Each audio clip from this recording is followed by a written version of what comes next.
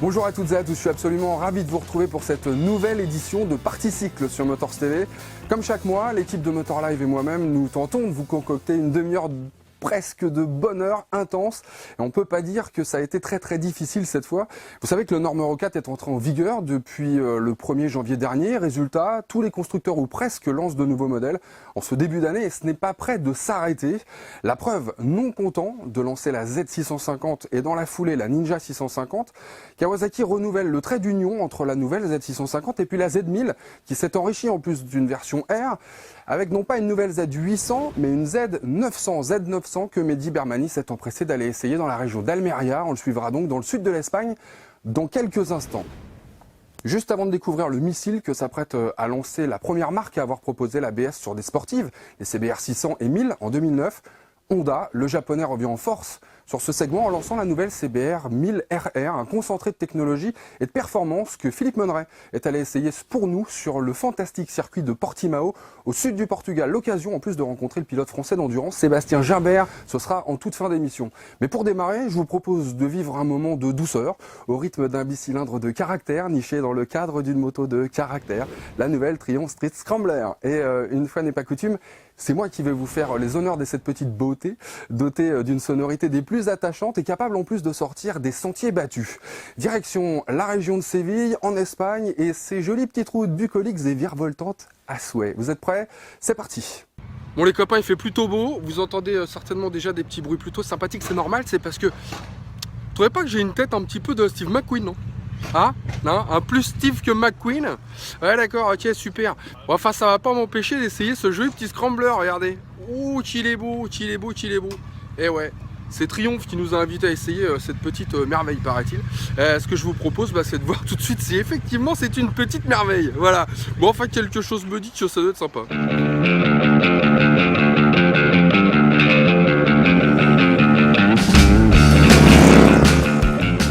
Triumph ne pouvait pas laisser les concurrents s'approprier le Scrambler sans riposter fermement. La firme de Hinckley s'est donc imposé un cahier des charges très simple pour concevoir le Triumph Street Scrambler.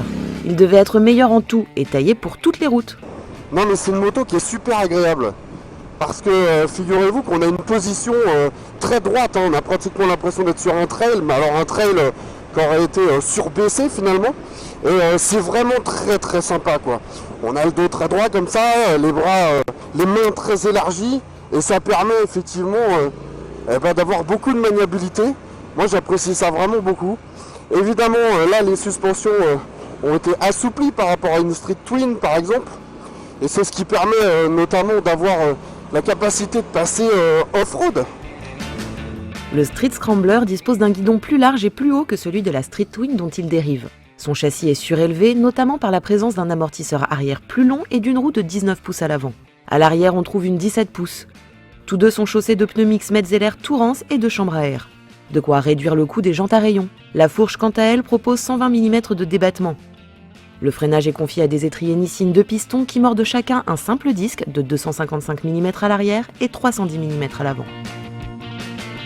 L'ABS comme le Traction Control, tous deux séries, sont déconnectables. Un ensemble de caractéristiques prompt à donner de réelles aptitudes tout chemin à ce nouveau Scrambler. On a une bonne tenue de route avec les Tourances. On peut y aller vraiment franchement.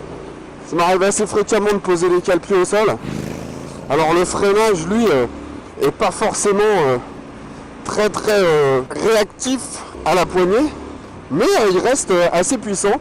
Et l'arrière n'est pas qu'un simple ralentisseur. Franchement, ça freine bien de l'arrière. Bon, voilà, c'est une moto qui me paraît très fun en fait. Voilà. Je prends beaucoup de plaisir au guidon. Alors, ce qui a aussi été modifié par rapport au Street Twin, c'est le couple moteur, bien évidemment, qui a été renforcé dans les bas régimes et puis jusqu'à mi-régime, ce qui lui donne évidemment la capacité de s'arracher et notamment là encore en off-road, d'avoir des aptitudes un petit peu sportives entre guillemets. Si le Scrambler hérite du nouveau bicylindre parallèle à refroidissement liquide de 900 cm3 et 55 chevaux à 6000 tours minute, le couple maxi arrive plus tôt, soit 80 Nm à 2850 tours minute. Le tout est bien servi par une boîte à 5 rapports et un embrayage assisté d'une grande douceur. Position haute, inox brossé, bouclier thermique, un soin particulier a été apporté au double échappement placé en position haute. La sonorité est très marquée scrambler d'origine, mais pour plus de fun, on peut aussi opter pour le pot Von Heinz proposé dans l'immense catalogue d'accessoires.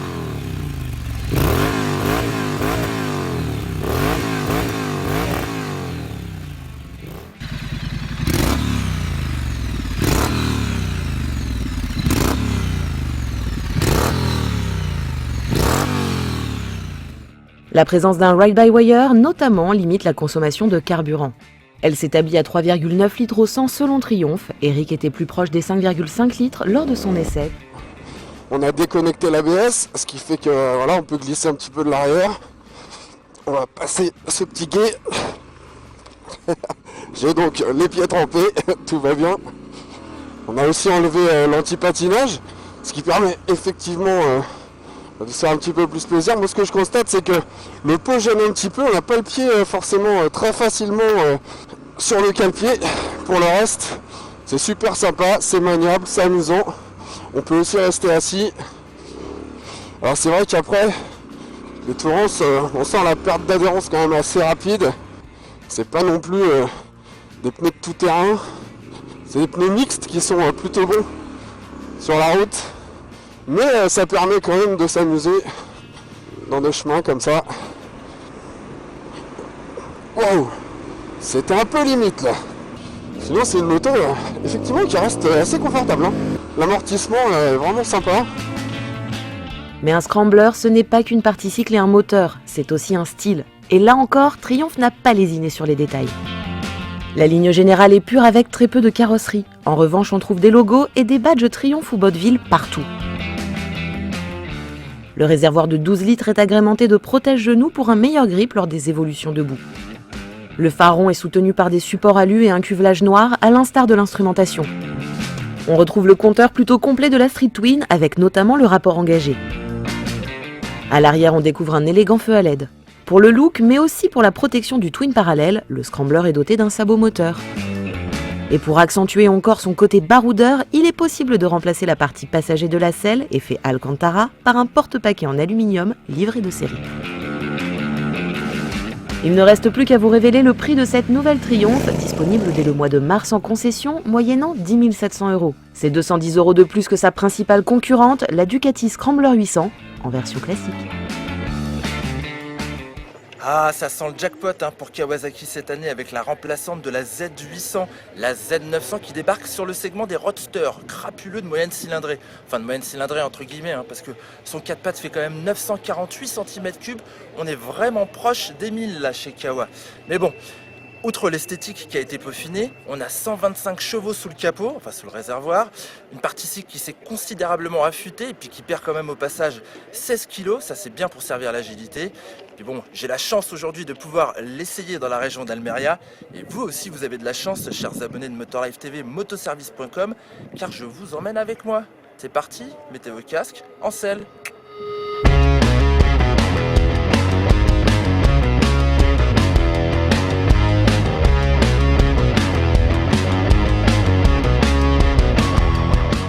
C'est vrai qu'elle change esthétiquement, mais franchement, dès qu'on s'assoit sur sa selle, on voit déjà qu'il y a bien d'autres changements au niveau de l'ergonomie. Ah, ils ont été assez sympas cette année Kawasaki, ils ont vraiment rabaissé la selle.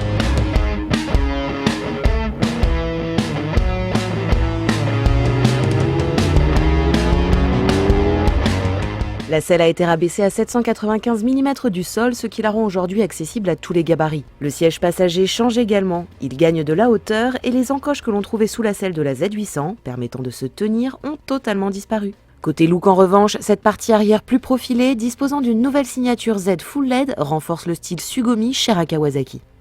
Un style qui évolue également en façade avec le nouveau phare, l'habillage du réservoir trapu et ses nouvelles écopes signées du Z. Avec moins de pièces en plastique autour du cadre et du moteur, la Z900 ne cache rien, cela change par rapport à la Z800. Et puis ils ont travaillé le guidon, il est moins droit qu'auparavant. Moi je me sens un petit peu plus sur l'avant de la machine, je sens vraiment bien le train avant.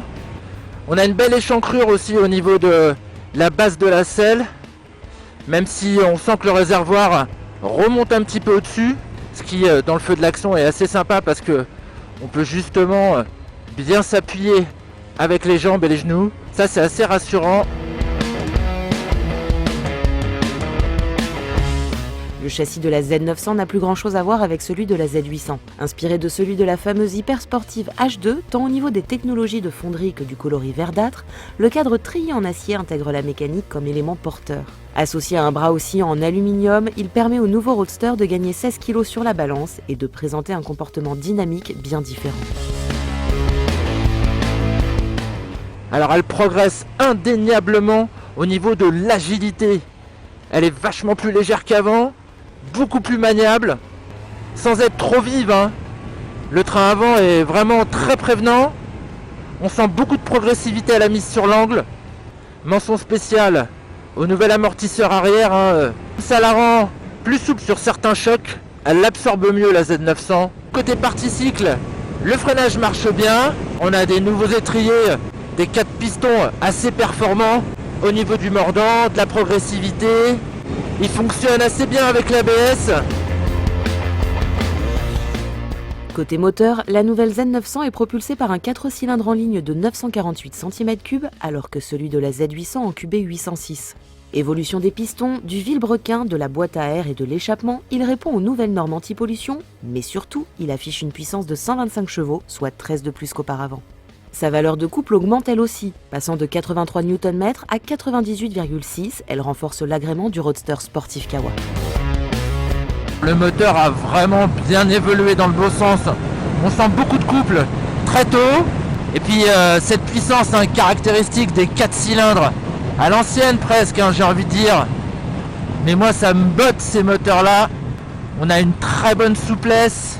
Un moteur qui peut s'emmener tranquillement des 2500 tours minute à 50 km/h en ville. On est tranquille, pépère. Et puis si on veut arsouiller un petit peu, on a 5 rapports assez courts qui permettent de vite arriver dans le vif du sujet, c'est-à-dire vers les 5000 tours minute de ce compteur. Et alors là, la montée, elle est rageuse, ambiancée par les brouapes de la boîte à air. Moi j'adore ça, ça grogne.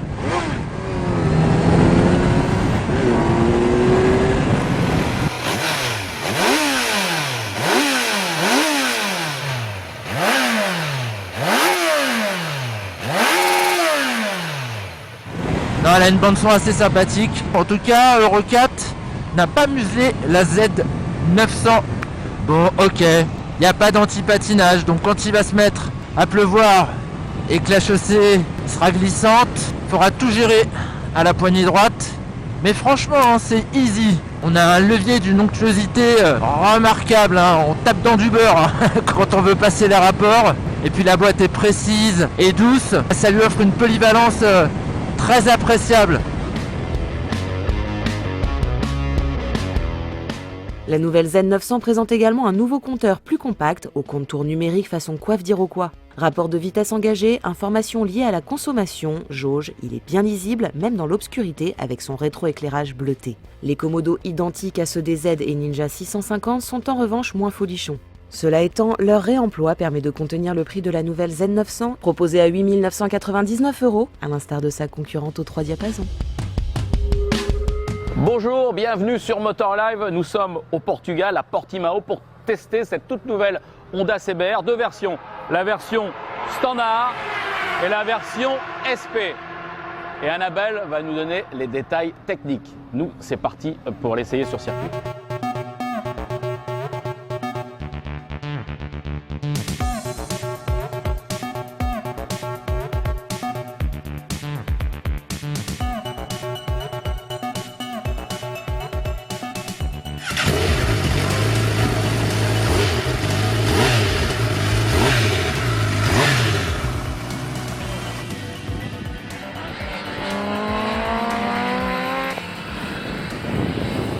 L'heure du retour a sonné pour Honda sur le segment des hypersportives. 25 ans après la présentation de la Fireblade 900, la toute nouvelle CBR 1000 RR a conservé sa philosophie de total control, mais passe la vitesse supérieure, celle de l'électronique. À la base de tout, comme il y a un quart de siècle déjà, l'optimisation du rapport poids-puissance qui fait un bond de 14% par rapport à la précédente version de 2012. La nouvelle Fireblade pèse 196 kg en ordre de marche, soit 15 kg de moins. Le 4 cylindres revu en profondeur a gagné 11 chevaux à 192 chevaux à 13 000 tours minute pour un couple de 114 Nm à 11 000 tours minute. Ces kilos ont été gagnés sur le moteur, l'ABS, le cadre et le bras oscillant ou encore l'échappement en titane. Une cure minceur qui se constate à vue d'œil. Les carénages ont été réduits et optimisés pour une meilleure aérodynamique. La moto est plus fine de toutes parts et brille de 1000 LED, bien sûr à l'avant comme à l'arrière. Plus légère, la CBR 2017 possède pourtant toute l'électronique embarquée moderne tant attendue. Vous êtes prêts ? Accélérateur électronique, une première sur un 4 cylindres Honda. Centrale inertielle Bosch à 5 axes, ABS actif en courbe, anti-patinage à 9 niveaux et déconnectable. Alors attendez, c'est pas fini. 4 modes de conduite dont un paramétrable, embrayage à glissement assisté, contrôle du délestage de la roue arrière, contrôle du wheeling et enfin, contrôle du frein moteur. Waouh, ça en fait ça, hein ? Allez, c'est parti sur ce circuit de Portimao, un circuit rapide avec des enchaînements aveugles aussi. Ça, c'est un vrai beau circuit de moto pour tester cette Honda. Une moto tout de suite, on la sent agile. Au niveau de la position, on est tout de suite à l'aise, mais c'est quand même une petite moto, hein. On voit que dans la ligne droite, on a un petit peu de mal à bien se caler. Une bulle dessinée pour l'aéro, hein. Mais il faut quand même bien se planquer. Et l'aéro, c'est aussi les épaules, donc essayer de rentrer les épaules le plus possible pour essayer d'avoir le plus de vitesse de pointe. Ça tracte pratiquement un peu plus de 285 km/h au bout de cette ligne droite de Portimao. Au bout de la ligne droite, ça replonge, il y a une petite compression. Ça, c'est toujours impressionnant au niveau du freinage. Avec l'ABS, bien sûr, et on a intérêt à pas freiner trop fort parce qu'il y a un ABS qui se déclenche quand même à l'avant assez facilement. En tout cas, une machine qui a beaucoup de motricité. Ça, c'est important. On la sent bien sur l'arrière, calée. On n'est pas surpris par des gros décrochages. Machine qui rentre très bien dans le virage et surtout qui est précise. C'est ça qui est bien quand on est sur un circuit comme ça avec des enfilades. On peut rentrer quand même avec du frein et la machine ne se redresse pas. Ça, c'est bien aussi pour rentrer assez fort. On rentre fort en virage là. Modifiée dans le détail, la partie cycle conserve sa géométrie de direction avec un angle de chasse de 23 degrés, mais l'empattement a été raccourci et la hauteur de selle diminuée de 4 mm à 831 mm. Jantes en 17 pouces, pneus en 120 et 190 avant et arrière, amortisseur de direction. Jusque-là, tous les éléments sont communs aux deux versions standard et SP. Mais cette dernière va se distinguer par son coloris HRC, ses suspensions et son freinage, ainsi que par le shifter à la montée et descente des rapports de série. La CBR standard adopte un freinage Tokico avec des étriers radio 4 pistons à l'avant, des suspensions Showa réglables avec fourche inversée BPF de 43 mm et un amortisseur BFRC à double tube supprimant les traditionnels clapets et améliorant la progressivité. La SP, elle, est dotée de suspensions électroniques semi-actives Öhlins qui s'adaptent selon le choix effectué parmi 6 modes au total et un freinage Brembo avec étrier radio monobloc 4 pistons. Elle reçoit aussi un réservoir en titane, une batterie lithium-ion pesant 1 kg de moins et des pneus Racing RS10 au lieu des S21 de la RR. C'est reparti avec la SP avec une moto qui devrait un peu plus plonger, hein. C'est un vrai ordinateur de toute façon, le tableau de bord. On a vu les techniciens là, régler la machine, ouvrir un peu en compression pour que la machine plonge un peu plus parce qu'elle était un peu lourde en entrée, même si les slicks ils sont aussi pour quelque chose. Ah ouais, c'est mieux, on peut rentrer avec du frein, plus comme on était avec la version standard, mais quand même hein, une version avec les slicks tout de suite beaucoup plus physique, forcément, hein, on se rapproche plus des motos sportives. Et puis là, ça pompe un peu de l'arrière, on va redonner cette information aux techniciens pour voir ce qu'ils peuvent faire. Allez, on s'arrête.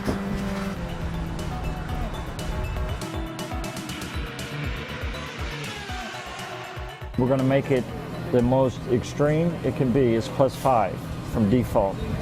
General, it makes everything harder or softer. We go harder. Yeah. We're going to go to -2 if it feels good under braking and that helped it on the turn-in. Now we're going to try a specific one on its cornering. And that way you can kind of see it'll help it even more hold its line or turn back a little easier. Allez, réglage, là ils ont retouché un peu à l'arrière, on disait que ça pompait, alors maintenant il n'y a plus de réglage mécanique, c'est tout au tableau de bord, c'est incroyable. C'est surtout dans ce gauche en montée là. Et là je suis avec Sébastien Gimbert qui... Oula, c'est chaud pour lui là. Là il a fait un nice side, vraiment les 2 pieds à hauteur de la selle, très très chaud. Et moi ce qu'ils m'ont fait, c'est pas mal du tout, hein, ce que Freddy avait testé, parce qu'il y a beaucoup de motricité, c'est déjà le point fort de cette moto, mais là, une machine très saine de l'arrière, même si quand on voit la figure que vient de faire Sébastien, on est un peu en méfiance, parce qu'on voit que quand ça décroche fort. Hein. En tout cas, une machine toujours aussi stable en entrée de virage. Ah, les particularités de la moto aussi, c'est au rétrogradage, hein. C'est énorme, ce shifter au rétrogradage. Il faut s'empêcher un peu de conduire à l'ancienne avec le petit coup de gaz. Bon, on touche bien sûr par l'embrayage, on rentre les vitesses comme ça à la volée, ça met le coup de gaz automatique et ça reste bien stable. Super. Allez, dernier tour et on s'arrête avec Sébastien dans les stands.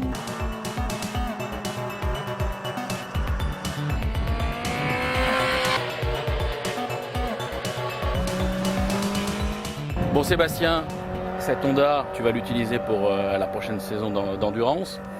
Bien née, tu la trouves comment? Bah écoute, c'est plutôt la bonne surprise, ça fait un petit moment qu'on attendait ça. Ouais, elle est bien née, elle est très bien née. Les nouvelles options dessus vont nous permettre à nous aussi en endurance aujourd'hui de passer un gap. Alors, premier tour de roue avec cette machine, toi, en tant que pilote, tu en penses quoi? Moi je trouve que déjà ils ont énormément travaillé sur le contrôle de la moto. Il y a de l'électronique pour justement se faire plaisir, il y a la possibilité, la puissance aujourd'hui pour garder cet esprit Fireblade. Et aujourd'hui, voilà, pour moi c'est une super surprise. Moto ça facile, très bien. Qui rentre vachement bien dans les virages. Moto facile, Honda nous a habitués à ça aujourd'hui, c'est un moteur qui est onctueux. Donc le ride by wire aujourd'hui fait vraiment la différence là-dessus. L'anti-patinage qui est paramétrable, c'est vraiment génial. Les suspensions Öhlins, ça a amené aussi un plus. Ça n'empêche pas de faire quelques dérobades. Non, ça reste une jolie tout à l'heure. Ça reste une moto qui est joueuse. Ça reste une moto. Voilà, ça reste une moto. Et c'est une moto comme ça, là tout de suite, on peut partir faire une course avec. C'est ce que tu vas essayer de faire, non? Ouais, c'est ce que j'essaye de gratter, ouais. Il faut impérativement qu'elle soit devant aux 24 heures. Et puis t'as l'équipe de ton ancien professeur, d'Hervé Moello aussi, qui va l'utiliser. Hein. C'est pour ça, Hervé, tu peux être confiant. On va lui dire. Fidèle à sa tradition, Honda offre une nouvelle CBR efficace à défaut d'être impressionnante et que l'on peut piloter à la cool. Maintenant, reste à voir ce que cela donne face aux autres sportifs de la catégorie. Elle arrivera fin février en France au tarif de 17 999 € et 4 500 € de plus pour la SP. Honda France en prévoit 700 exemplaires, dont 150 SP.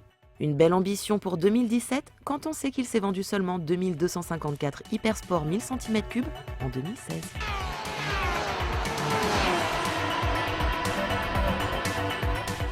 C'est la fin de cette émission, on se retrouve le mois prochain sur Motors TV. En attendant, pour plus d'essais moto, scooter, quad, SSV et même auto, direction motorlive.tv et motoservice.com bien sûr. Allez, bye!